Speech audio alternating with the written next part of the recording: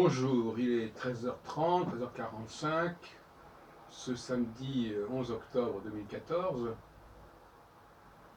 Nous sommes dans une nouvelle année juive. Et justement, je voudrais m'interroger sur les nombres, sur la question des nombres dans les traditions ésotériques et religieuses. Si on prend le cas des 22 lettres de l'alphabet hébraïque, au risque d'énerver certaines personnes, je dirais que c'est complètement invraisemblable. Il n'est pas concevable que l'alphabet hébraïque ait été conçu au départ sur la base de 22 lettres.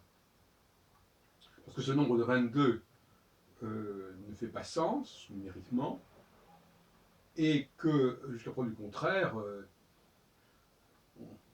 les hommes ont la capacité de déterminer, de remplir les cases qu'ils constituent.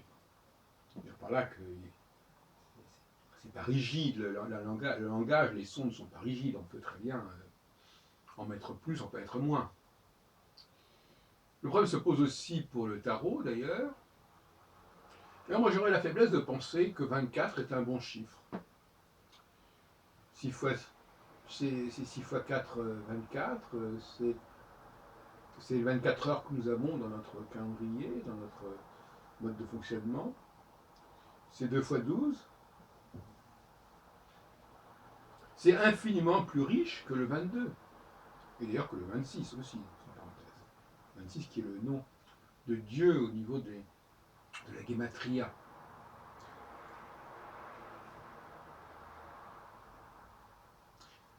Pourquoi je dis cela?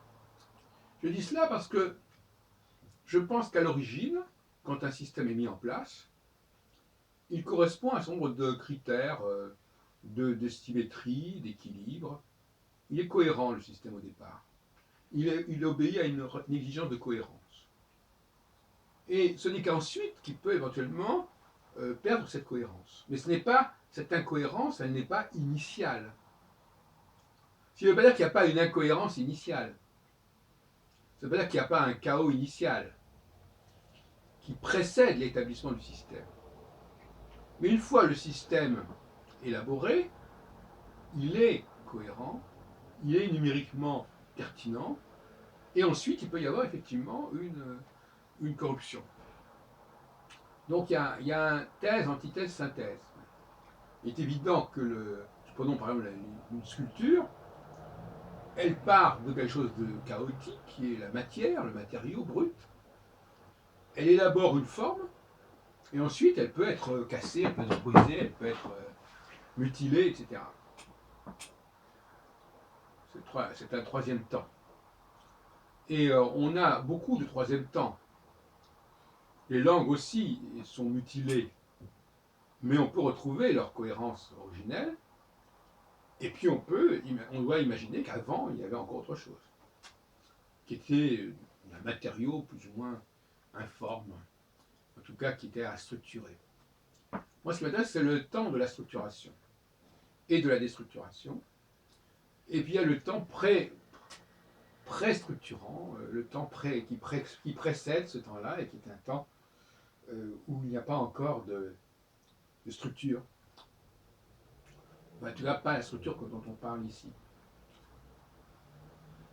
Donc c'est amusant parce qu'en fin de compte, les gens vous disent, oui, mais regardez la preuve que le tarot, il y a bien 22 lettres, c'est qu'il y a 22 lettres dans l'alphabet hébraïque. Et la preuve qu'il y a bien 22 lettres dans l'alphabet hébraïque, c'est qu'il y a les 22 lettres du tarot. Donc dans 22 lettres du tarot. Donc si les corruptions se renforcent elles-mêmes, je n'ai pas dit qu'il y a eu 2 fois des corruptions parallèlement vers le 22. Non. J'ai dit que vraisemblablement,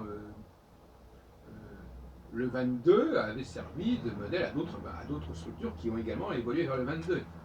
C'est pas du tout la même chose. Autant on peut imaginer qu'au niveau de la structure cohérente et symétrique, il puisse y avoir des convergences de facto, autant dans l'incohérence, on est plutôt dans le domaine des interinfluences. Et à ce moment-là, ça ne renvoie pas à quelque chose d'un profondément ancré dans l'esprit humain, mais c'est quelque chose de l'ordre du culturel, de l'anecdotique, du contingent.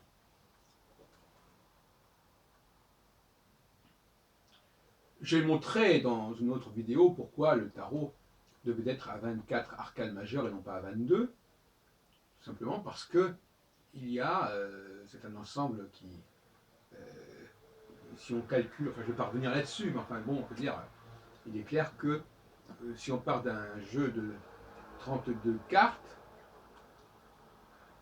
donc 4 fois 4 fois 4 fois 8, eh bien sur ces 8, sur ces groupes de 8, on a 4 honneurs et 4 cartes mineures. Bon. Bon, ensuite, effectivement, on a remplacé le cavalier par l'as, etc. Qui n'a rien à voir normalement avec le premier système.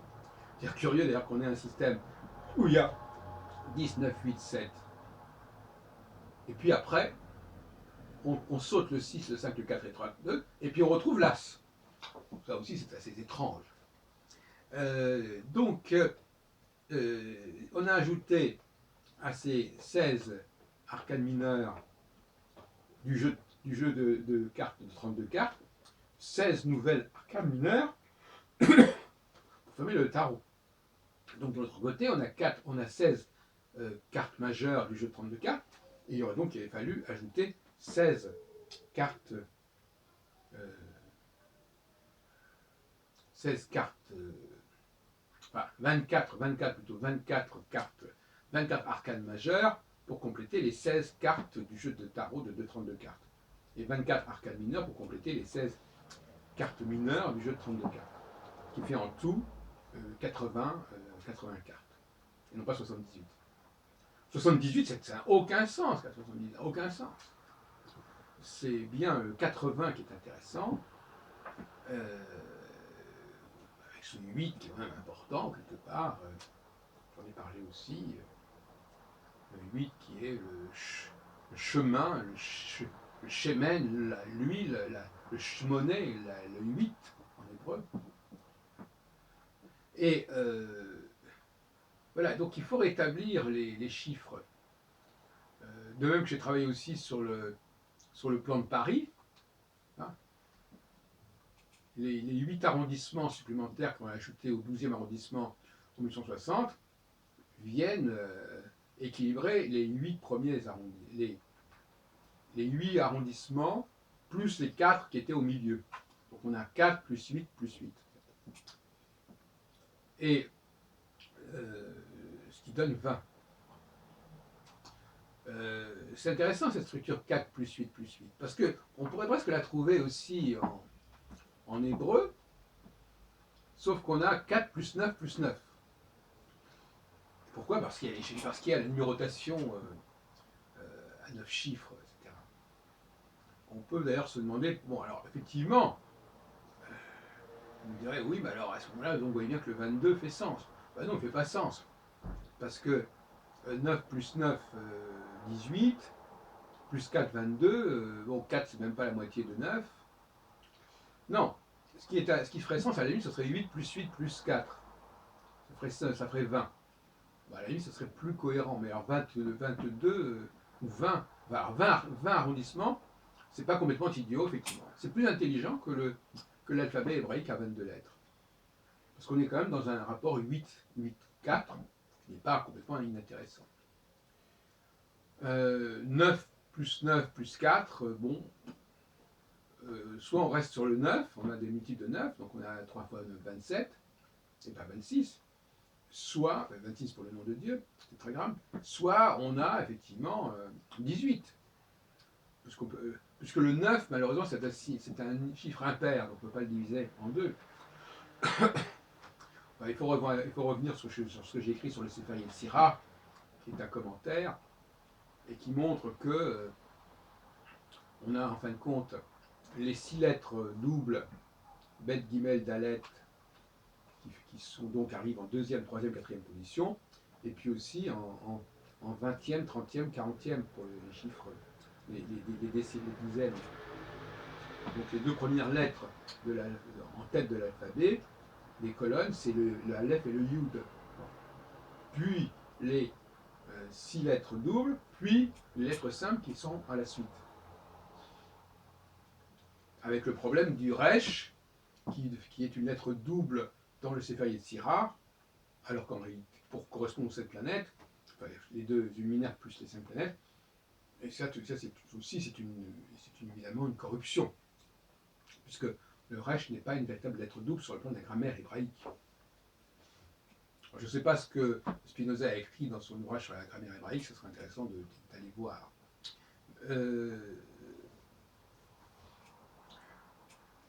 On a ainsi des séries comme ça qui sont intéressantes. Alors je change un peu de sujet, mais anecdotiquement, l'autre jour j'ai rencontré une Italienne et je lui ai expliqué qu'en français on a des anomalies de transmission. Par exemple, les chiffres, on a une anomalie dans la notation des nombres cardinaux et des nombres ordinaux. Il s'est établi, je ne sais pas moi, au XVe, XVIe siècle, peut-être avant, une tradition, une coutume, qui voulait que quand on mettait un point après un chiffre, il devenait ordinal. Si je mets 13 points, il faut dire 13e. S'il n'y a pas de point, il faut dire 13. Et apparemment, cette tradition s'est perdue en français. C'est-à-dire que les gens ne savaient plus à quoi ça correspondait. Donc, des gens qui sont venus à la lecture ne connaissaient pas le code. Et donc, au lieu de lire Louis XIIIe, ils lisaient Louis XIII parce qu'il était écrit 13. Ils ne voyaient pas qu'il y avait un point qui signifiait 13e. Pour les jours de la semaine et pour les jours de l'année, ils ne voyaient pas que 4 novembre, il fallait le lire 4e de novembre, etc. Donc le français est déficitaire à ce niveau-là. Il serait bon qu'il retrouvât, pourquoi pas après tout. C'est la seule langue que l'on connaisse où on n'utilise pas les nombres cardinaux pour les jours de la semaine, les jours de l'année, pour les rois, etc., pour les papes. On dit Jean-Paul II, c'est pas ridicule Jean-Paul II, c'est Jean-Paul II.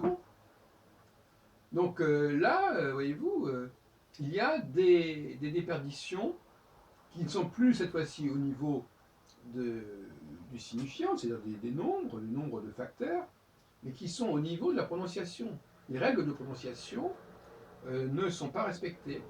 La cohérence du système qui voulait qu'on ajoutât un point après le chiffre pour indiquer que c'est un ordinal et qu'il faut le lire comme ordinal, cette cohérence-là s'est perdue et elle n'a jamais été rétablie, ce qui est assez étonnant.